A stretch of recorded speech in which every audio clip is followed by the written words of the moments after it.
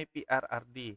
Kasi dati nung wala pa si PRRD, akala natin lahat ng mga politiko pare-parehas, lahat sila corrupt, lahat sila mga buwaya, 'di ba? Kaya kahit sinong maiupo diyan, pare-parehas lang yung mga pinagagawa nila. Dati gano'n yung kaisipan ng tao.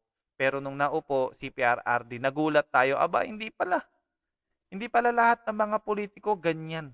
Kung susuriin at titignan lang talaga natin na meron talagang mga politiko na merong political will talaga na tumulong sa tao. At nakita ng tao yon at naramdaman ng tao yon nung panahon ni Tatay Digong.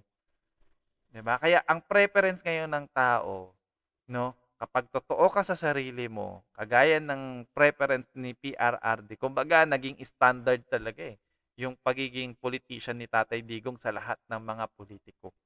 Ayan. Kaya din talaga ah pagpasensyahan na ng mga politiko, yung mga kababayan natin, tayo mga Pilipino na naging gano'n talaga yung isipan namin kasi nga naramdaman talaga namin yung totoong pagbabago nun. Hindi niyo maikakaila yun 'no, kasi experience yun, eh, ng bawat isang Pilipino kaya ang hirap talagang tibagin nun, personal experience.